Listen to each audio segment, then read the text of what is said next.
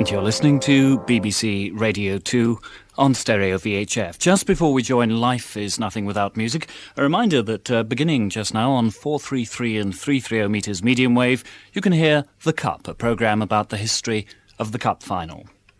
But here on VHF, Leslie Osborne continues his reminiscences of the Bandleaders in this week's edition of Life is Nothing Without Music.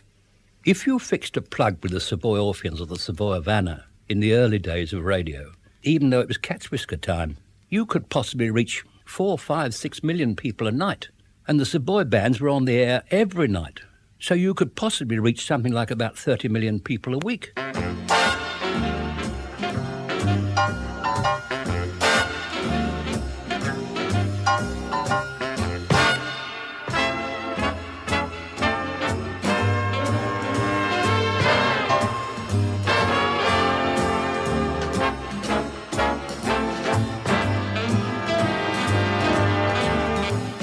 Even after almost 60 years in the popular music business, Leslie Osborne remembers practically every one of the people he's come into contact with in that time.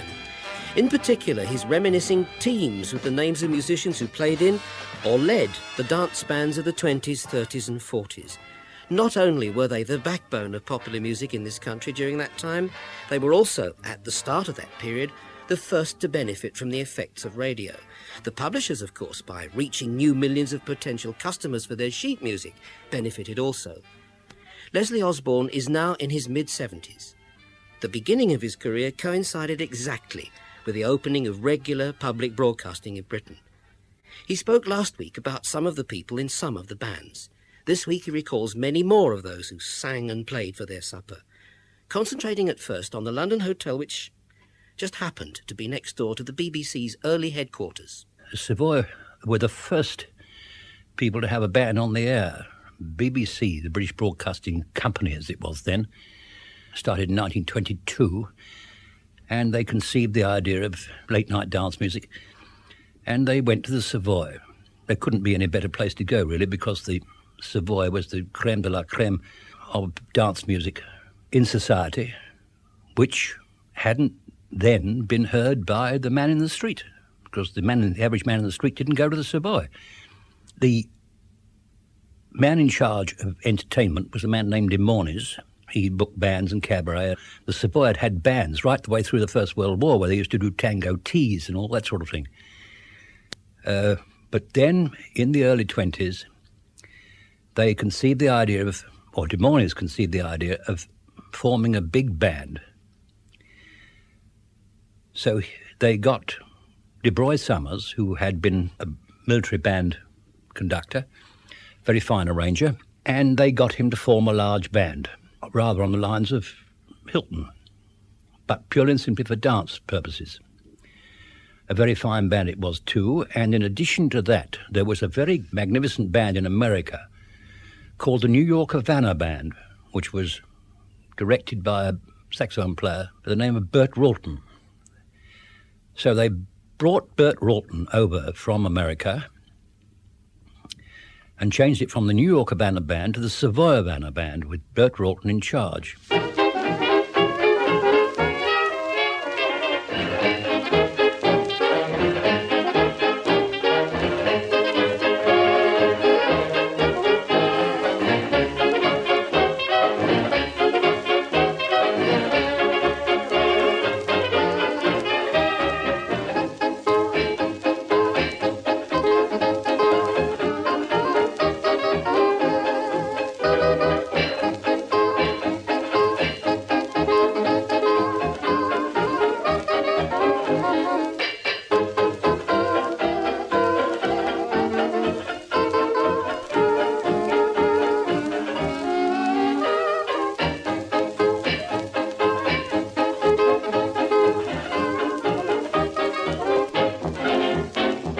Crazy words, crazy tune, all that you'll ever hear him croon. Vo-do-do, vo-do-do-do-do.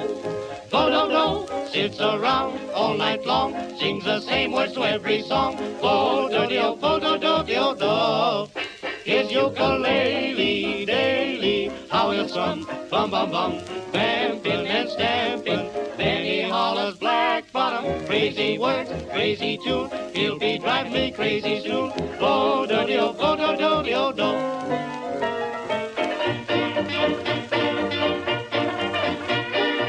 Bert Ralton was going to bring his pianist with him, but unfortunately his pianist developed jaundice.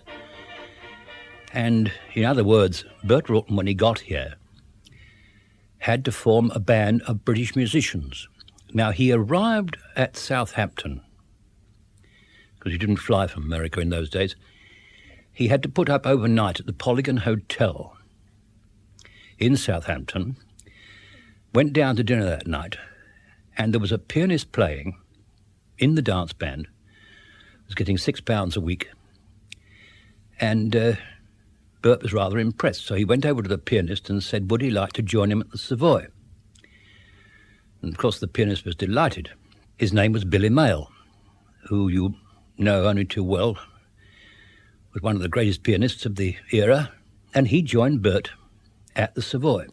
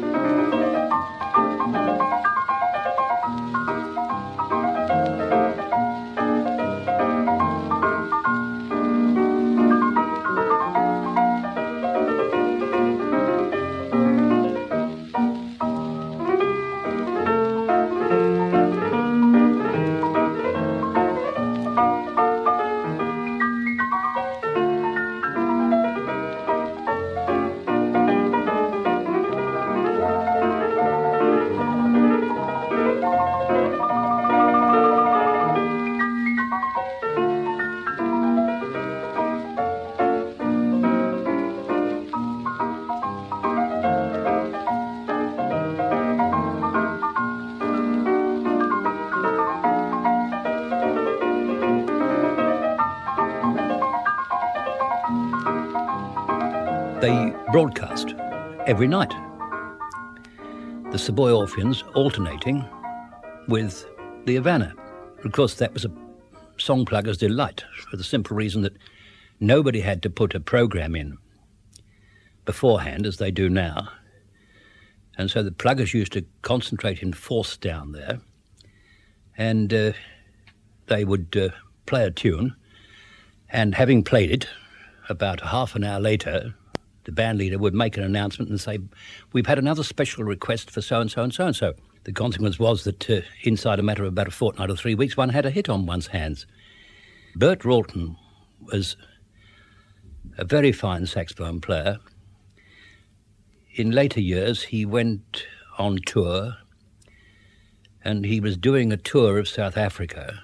In fact, Jack Jackson was in the band with him. And they went out on safari, and poor old Bert unfortunately got shot by accident and was killed.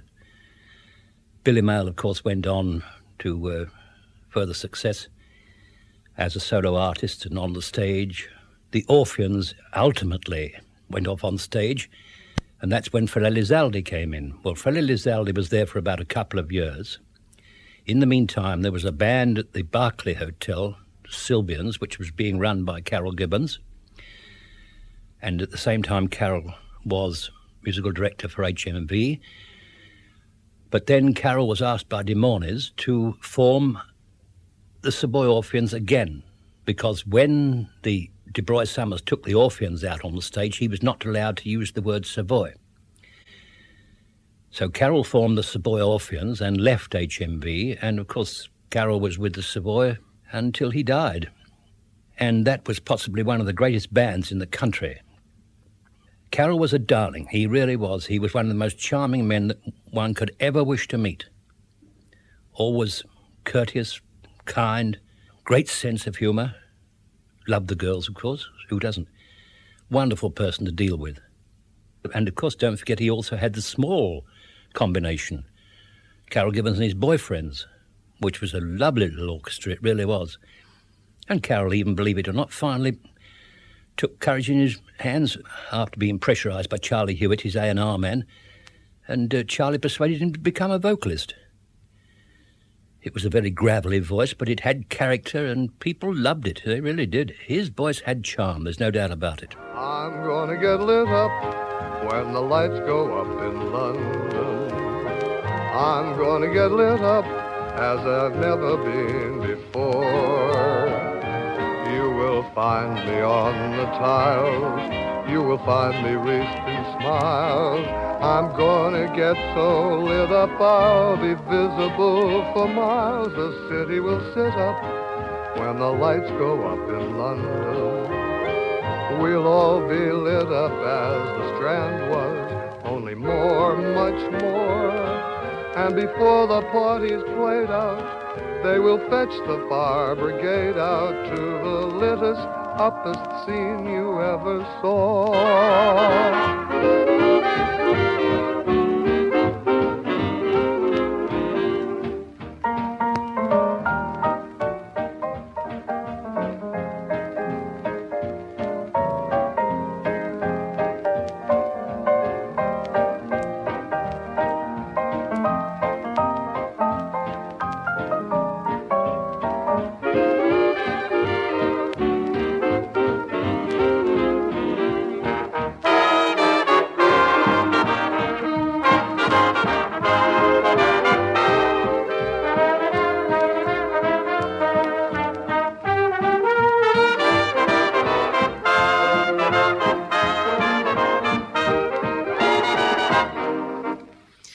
Gibbons, as his own vocalist, and the Savoy Orphans, a fairly late example.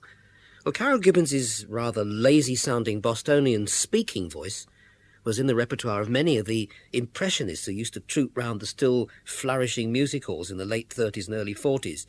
So his name is still a fairly familiar one. Fred Elizalde, whom Leslie Osborne also referred to, may not have produced quite the same flash of recognition. Well, he was an American of Spanish descent whose family had sent him in the mid-20s to Cambridge to study, and who, by the way, died in the late 70s in the Philippines.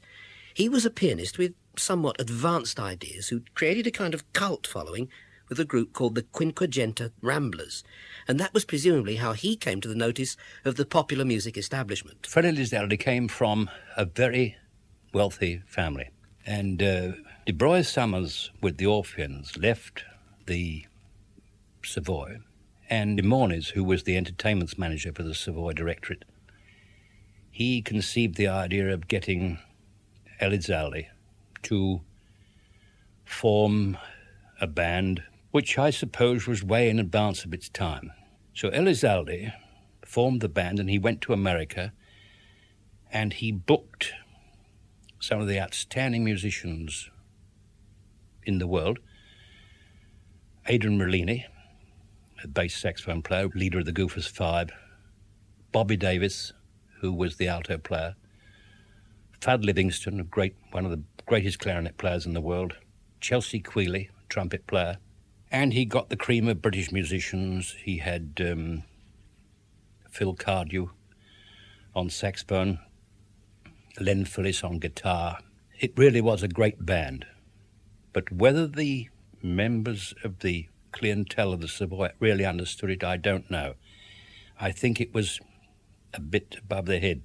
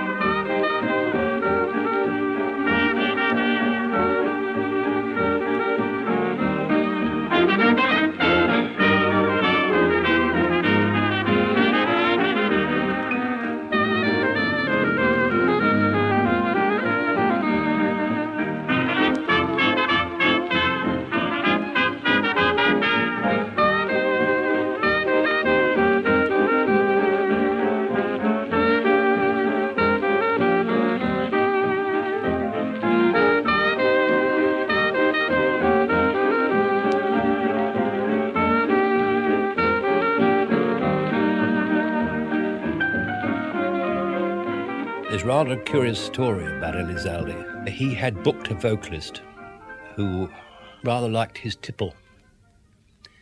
And about 3 or 4 days before they were due to open, this vocalist went out into the Strand after rehearsal and had a few, and did something silly like hitting a policeman on the nose and that sort of thing, and he got himself running and got a month in jail.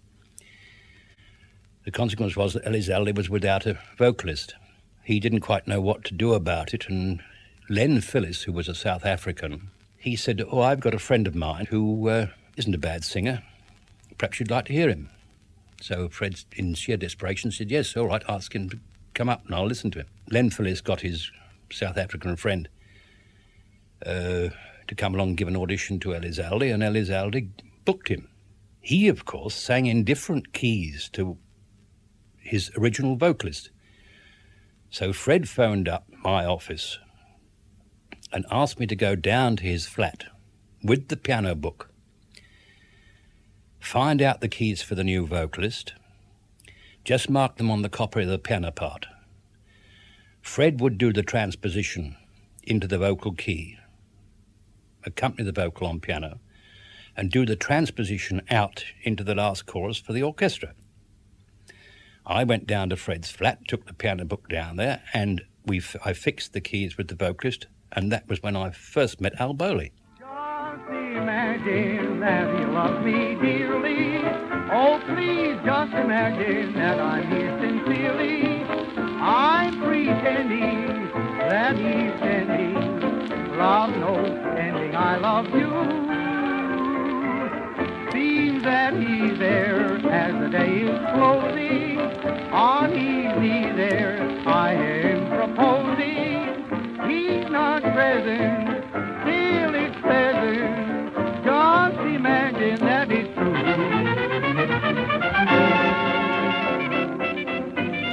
He was a marvellous bloke as a human being.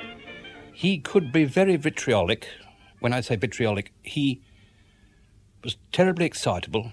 He was of Greek extraction, and he could fly off the handle and could be very bad-tempered. If he got at cross purposes with somebody, he was just as likely to give them a smack on the nose as not. But basically, Al was a very, very nice, charming fellow. But he had got this vitriolic streak. He, I think, could have been another Crosby if he could have contained himself. I'm not so sure that he isn't. You're my everything underneath the sun. You're my everything rolled up into one. You're my only dream, my only real reality. You're my idea of a perfect personality. You're my everything, everything I need. You're the song I sing and the book I read. You're away beyond belief, and just to make it brief, you're my winter, summer, spring, my everything.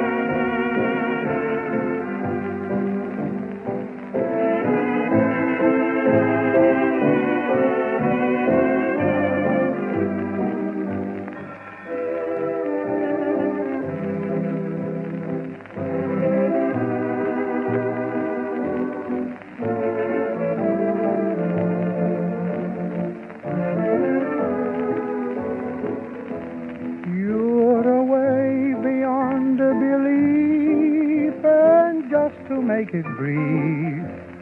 You're my winter, summer, spring, my everything. Well, the voice was Al Bowley's, but this time the band was that of Roy Fox. I think it's worth pointing out that Al Bowley was so highly thought of that you seem to find him on record with nearly all the name bands of the 30s. He even established quite a reputation in America when he went there with Ray Noble, and he was just about the only British vocalist from the dance band era to do that. Usually, as you know, the traffic in popular musical talent was in the other direction. Carroll Gibbons, we've already mentioned, and the less well-known but very important Bert Ralton. And then there was the man whose band was on that last record, Roy Fox. Roy came from America. He was a trumpet player. And he came over here and he became the band leader at the Café de Paris. Of course, he was known as the Whispering Trumpet Player. And his signature tune, of course, was Whispering. After that, he went to the Kit Kat. He had some very fine musicians in his band. Jack Nathan was his pianist, who was also in his own band, run his own band over the last few years. Morris Berman was his drummer. Harry Gold was his tenor player, who, of course, you know, also eventually had his Pieces of Eight. And in the band, the second trumpet player's name was Leslie Lambert, and Ivor Morantz was the guitar player. And Harry Gold, Les Lambert and Ivor Morantz, they formed the Cubs, which were one of our first vocal groups, and very good they were too. Roy had a great band, he really did. It was polished.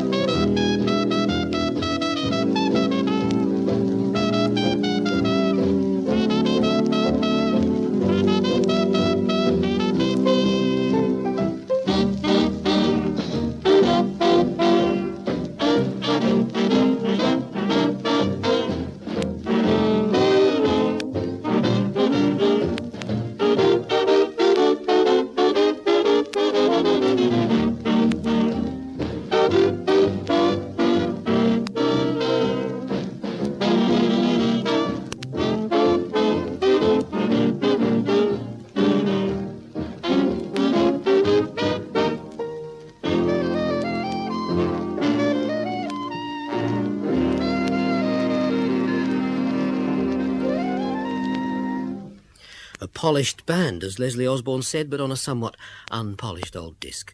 Roy Fox, whose band used to have music stands cut out in the shape of a fox's head, and that was Basin Street Blues. It would be difficult to find a greater contrast between two top band leaders in Britain during the 30s than that between the immaculate Roy Fox and the ebullient Harry Roy. He had enormous vitality, and he had a wonderful personality. A complete extrovert. He was the son of a box manufacturer.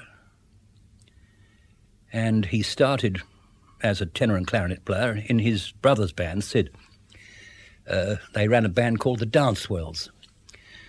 And then they finally got to work at the Cavour, and they got work at the Café de Paris, and they became the Crichton Lyricals. Then they went on the stage, and a very good stage band they were. But it was all basically based on Harry. Harry's vocals, Harry's dancing. Harry became the show.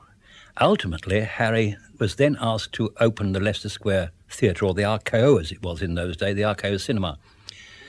And he formed the Archaeolians, Harry Roy and his Archaeolians. And Sid decided to opt out and become his manager, because by this time Harry was becoming a hot property.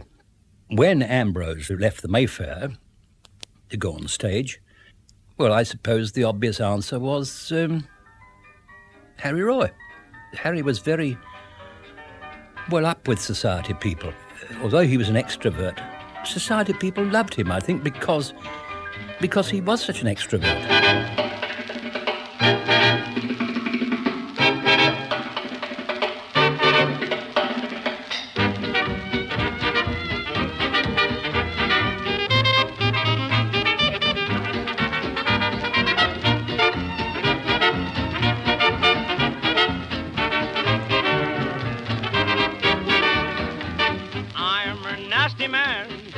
Love on the easy plan, here and there and where I can. I'm a nasty man, you're not fooling me. I've got you figured from A to Z, but I'm darn good company. Oh, I'm a big fat man, I'm sweet and nasty. You know what's on my mind, I'll pull a pasty, make you sizzle, then I chisel. I'm a nasty man, I've never met anyone who can be as bad or better than me. I'm a nasty man. I'm a nasty man. I'm a nasty man. I'm a nasty man. It's blue. It's blue.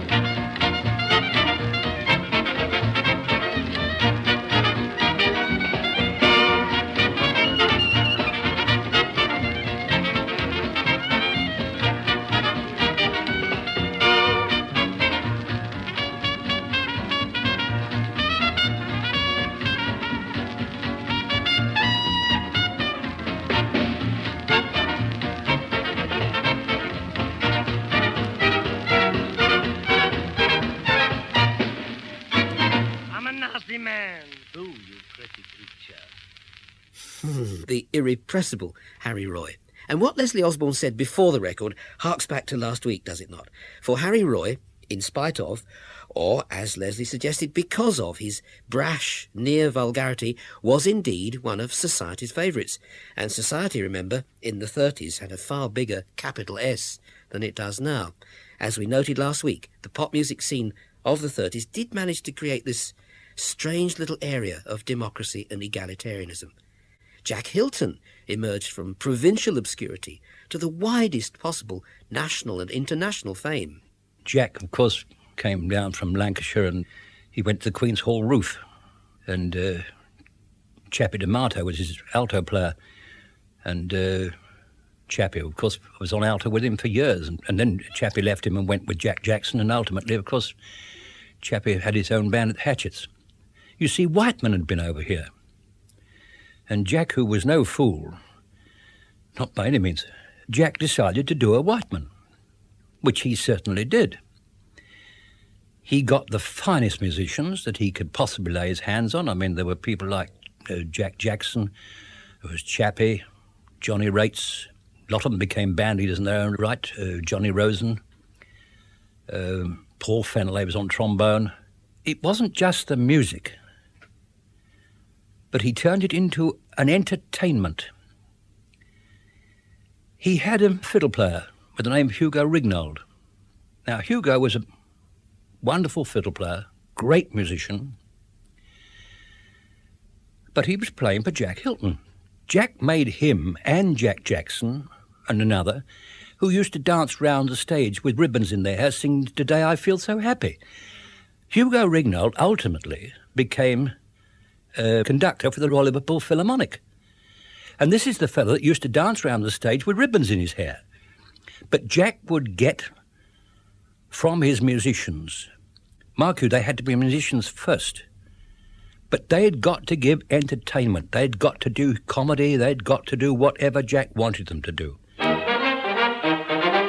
I feel so happy, so happy, so happy.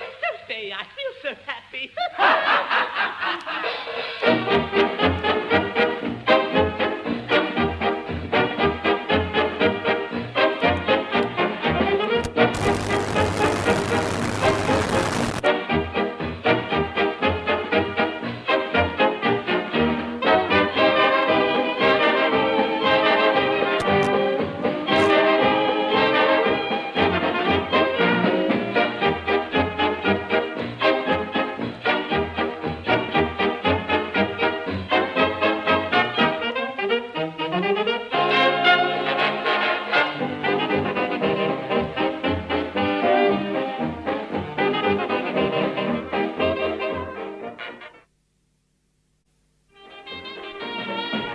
I feel so happy, so happy. I don't know why I'm happy, I only know I am. I've got no thoughts to spare for the why or the wherefore. When I go out for stare for, I gamble like a lamb. I'm walking on air, never a care. Something is making me sing. Tra-la-la-la, tra-la-la-la, like a little bird in spring. Today I feel so happy.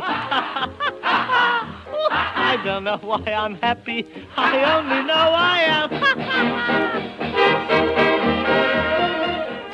Jack Hylton and his band. Hylton, of course, took the business of being a showman the whole way, eventually not even heading a spectacular show band, built, as you heard, on the principles of Paul Whiteman's, completely satisfied him, and he became an impresario. Billy Cotton, on the other hand, remained a showman band leader right to the end. In fact, he was possibly the only one whose name has cropped up so far this week to have gone on unchecked far into the television era.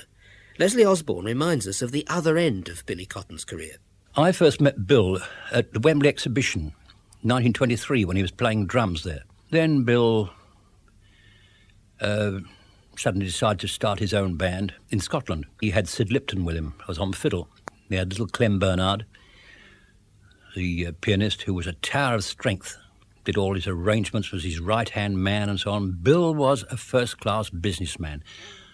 But Bill was at least big enough to say that Jack Hylton had taught him everything he ever knew about stage band work.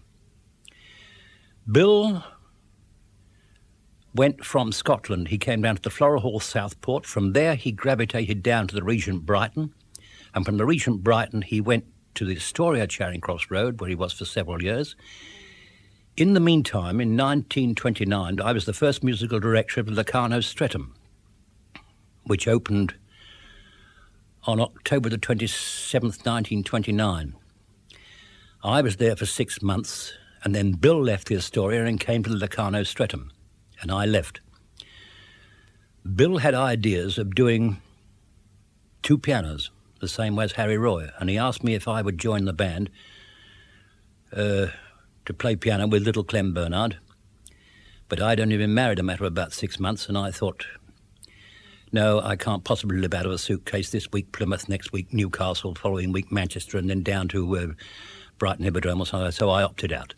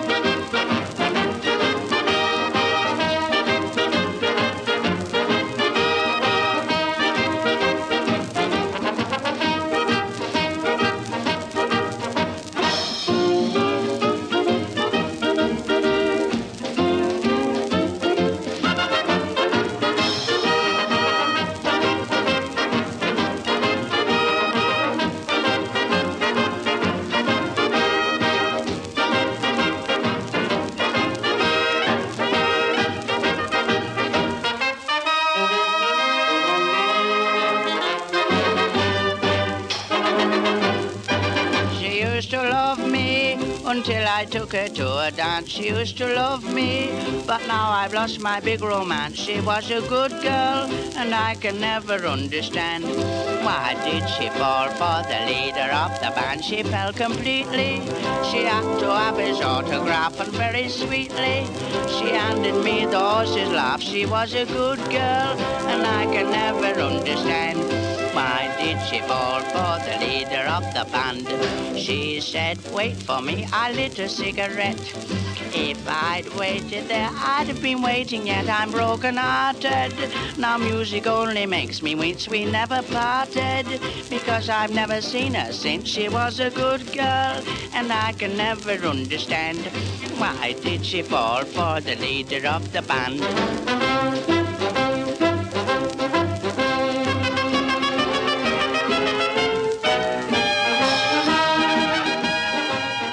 I heard Bill say on one occasion, and somebody said to him, trying to flannel Bill, which you couldn't do, said, "There's a great band you've got there, Bill." Bill said, "It isn't a band, it's a ruddy circus."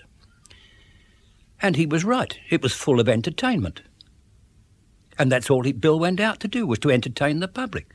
Mark you, let me tell you something. If they wanted to play a rip-snorting jazz number, they could put up as good a performance as anybody.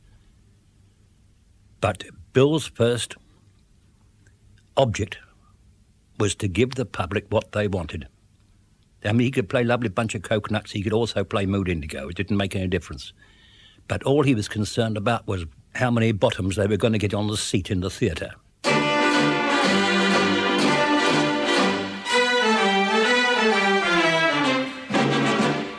I've got a lovely bunch of coconuts. There they are standing in a row. Big ones, small ones, some as big as your head.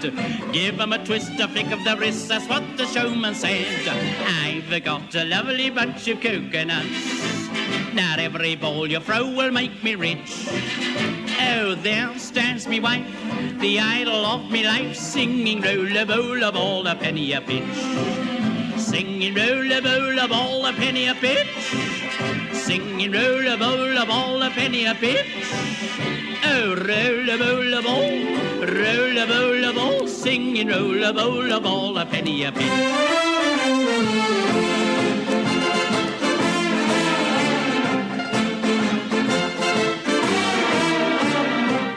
Roll up, 3 shies a penny. Now what you knock down, you take away. What about you, lady? Come on, have a basin full. Oh, no, really, I couldn't possibly manage to... Oh, go on, Mum, have a go. You didn't do so bad to the night when you threw frying pan at me dad. Oh, yes, but that was different, you see. It was a large frying pan and your father's such a fat fella, Now then, make up your mind, lady. Either you're going to have a go at the coconuts or you ain't going to have a go at the coconuts. Now then, look here, young man. You didn't do so bad to the night when you threw frying pan at me dad. Oh! There you are. I told you you'd get it if you were saucy, didn't I? I've got a lovely bunch of coconuts. They're lovely. There they are, standing in a row. 1, 2, 3, 4. Big ones, small ones, some as big as your head. And bigger. Give 'em a twist, a flick of the wrist, that's what the showman said. Now then, I've got a lovely bunch of coconuts. And every ball you throw will make me rich. Oh, there stands me wife, the idol of me life, singing roll-a-bowl-a ball, a penny a pitch. All together. Singing roll-a-bowl-a ball, a penny a pitch. Harmony. Singing roll-a-bowl-a ball, a penny a pitch. Roll-a-bowl-a ball. Roll-a-bowl-a ball. Singing roll-a-bowl-a ball, a penny a pitch.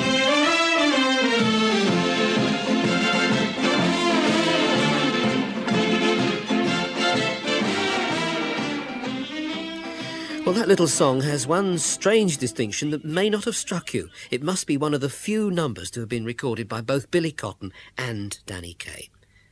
We've listened to the music of both the brash and the suave British band leaders so far in this episode, and to Leslie Osborne's recollection of them as people.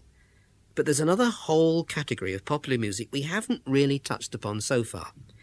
It used to be called light music, and if it's called anything at all now, it's smothered under that depressing term, middle of the road.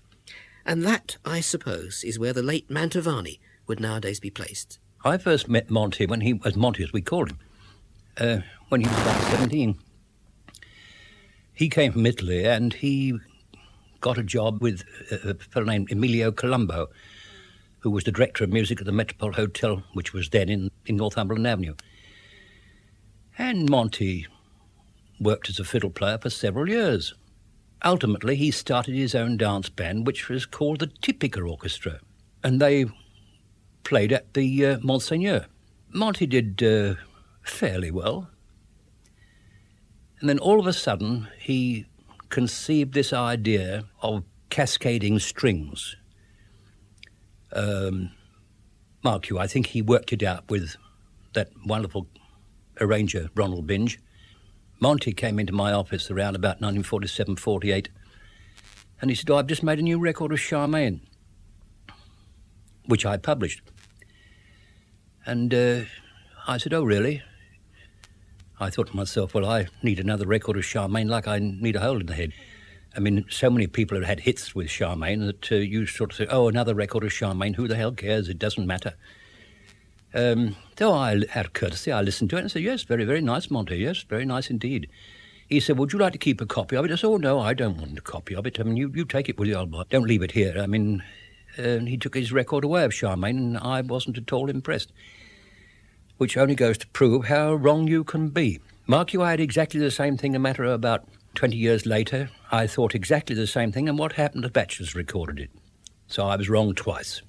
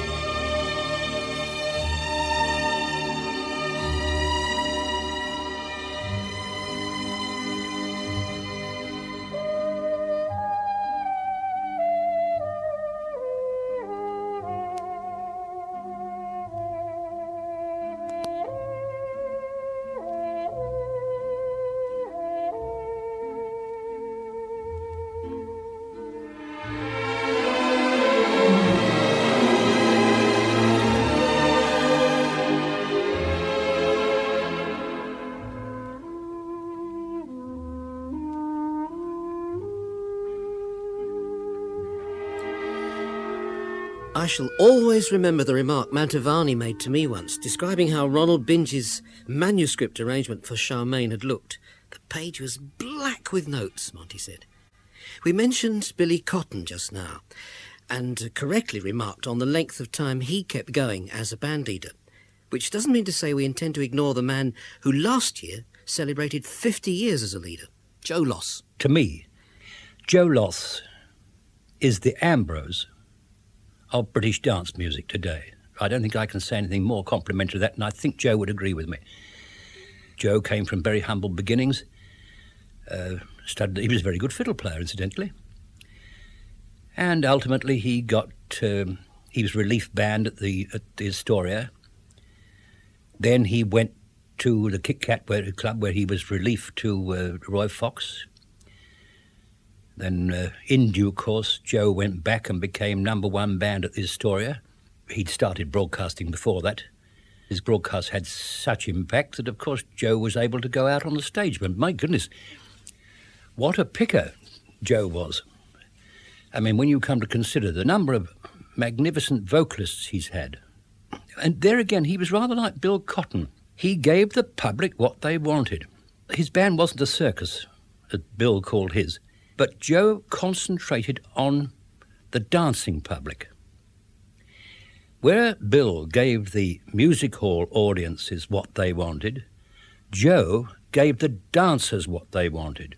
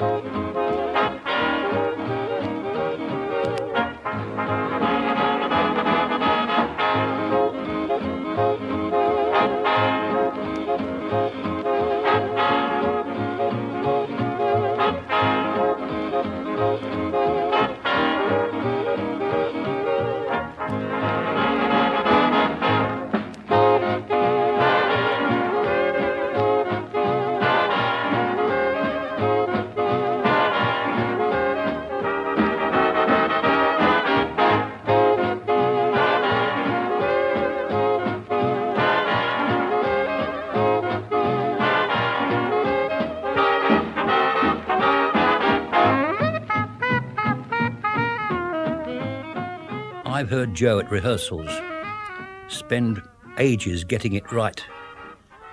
Clean, tidy, well cut, defined. You could virtually, I can anyway, I could listen to a thing and say, listen to a number and say, that must be Joe Loss, purely and simply because of the perfection in the playing. If there was a new sound, if new instruments were being introduced, new rhythms, Joe would never sit still and say, I'm not going to go down that alley. In other words, if they wanted rock and roll, he would give them rock and roll. If they wanted Latin American, he would give them Latin American. Joe was no musical snob. If the public wanted it, he would give it to them. But he would give it to them impeccably.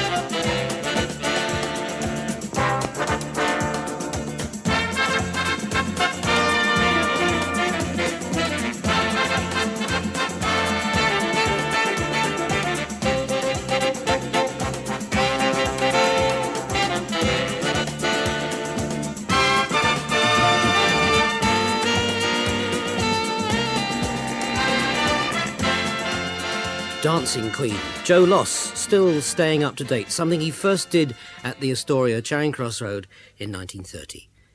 Now, to some extent, it's a view of another world that Leslie Osborne has been giving us in these personal reminiscences of the musicians and band leaders he's known since he started, in a music publisher's office, that was, in 1922. All those restaurants and cafes and hotels and cinemas and big stores, every one with live music. And one of the things he's been doing for that world is to bring to life people who are names to the public, but not much more, like Oscar Rabin. Well, Oscar was a charming fellow.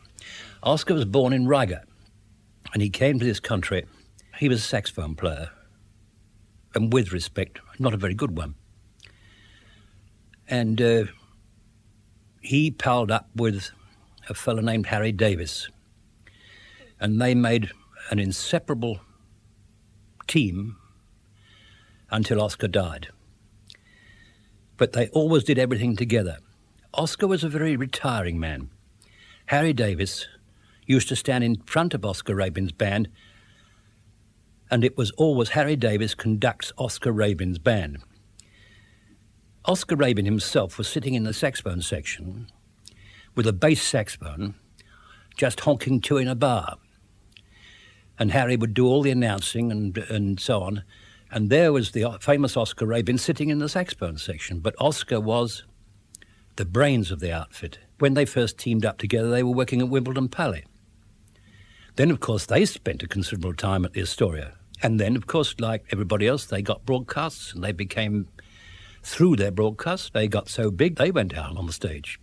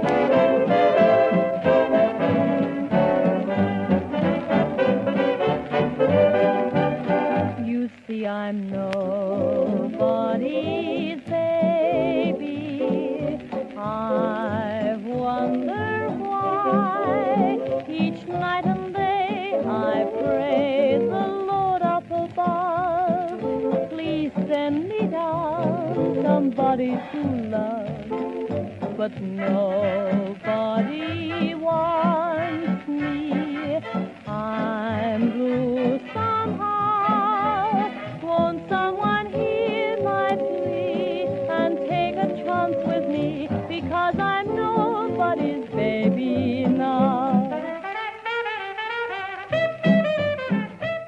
I tell you a little story. Oscar, I think, had 4, 5, maybe 6 children. He had a lovely farm down in Hertfordshire, that area. And when the war had finished, there were so many little refugees in the southern part of Russia that Oscar collected round himself 6 orphans, and he brought them all up with his own children. So Oscar at one time was looking after about 12 kids. Now that's the sort of man that Oscar Rabin was.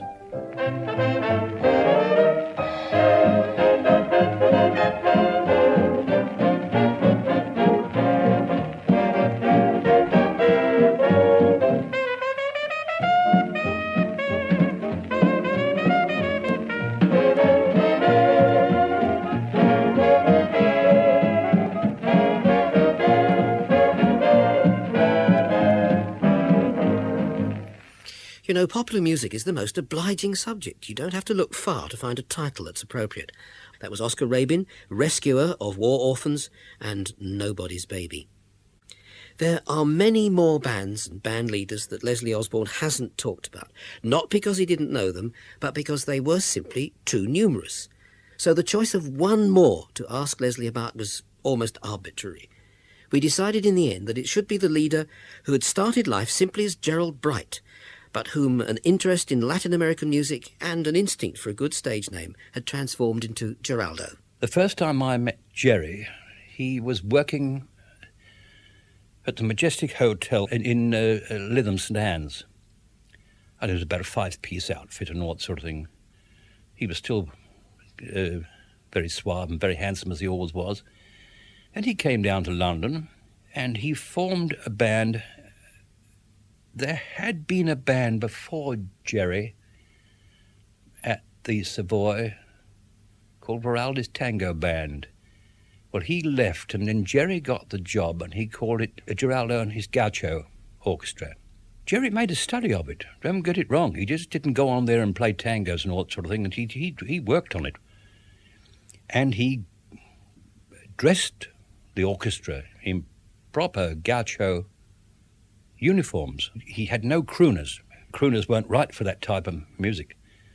So he found a gentleman by the name of Montgomery Fife, a Scotsman, who had a terrific voice, and he brought him into the orchestra, and he said, well, you can't have, with a tango orchestra, you can't have a vocalist called Montgomery Fife. So he changed his name to Monty Ray, and of course Monty became quite a big name in the business as a singer of Latin American songs. I mean, you know, sort of Lady of Spain and South of the Border and I Kiss Your Little Hand, Madame. And Monty eventually went to Joe Loss. But then, of course, after that, Jerry left the Savoy and then started his concert orchestra. And I suppose, if it comes to the point, Geraldo's orchestra of the 50s was probably one of the greatest in the country, without a shadow of doubt.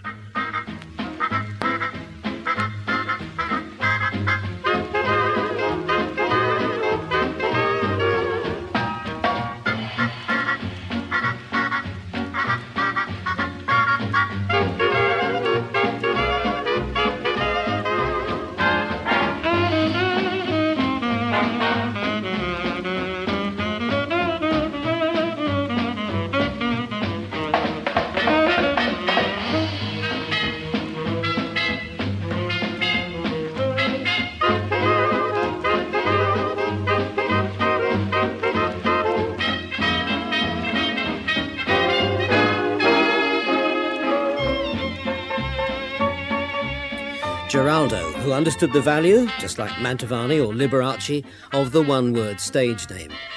As we explained, in a scene as active as the one Leslie Osborne has been describing, there were obviously more bands at work than we could ever mention. In those days, a hotel that didn't have its own band would have been a curiosity. Nowadays, a hotel with a band is the curiosity. We're aware that we've paid too little attention to, say, Lou Stone or Jack Payne, but the mere fact that I can say those names and convey something to a 1980s audience at least suggests the magnitude of their reputations. And dancing itself, in some form or other, is not dead, nor is it likely to be, with the disco fulfilling part of the function of the old palais. Live music, too, is still alive. Look at the popularity of James Last and the late Bert Kempfert and Ray Conniff. The old scene is not destroyed then, but vastly altered. And where there is music made by more than 4 or 5 performers, there will be arrangers. Apart from Ronald Binge and one or two more, they've hardly got a look into this part of Leslie Osborne's reminiscences. So we'll let Leslie close by mentioning the arranger in a role which was both faintly menial and highly responsible. The band leader wouldn't take the band through. He would get the arranger to take it through and polish it up until it was completely and utterly rehearsed. So that in the evening or whenever, all that band leader had to do was to go on the stand and say 1, 2, 3, 4, and that was it.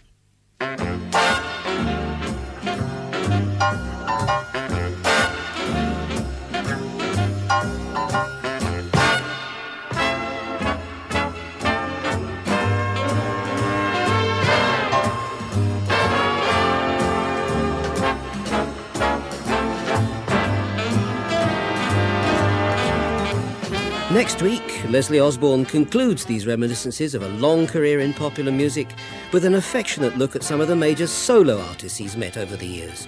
People like Dorothy Lamour and Julie Andrews. Till then, goodbye. Life is Nothing Without Music was written and presented by Peter Clayton and was produced by Ann Mann.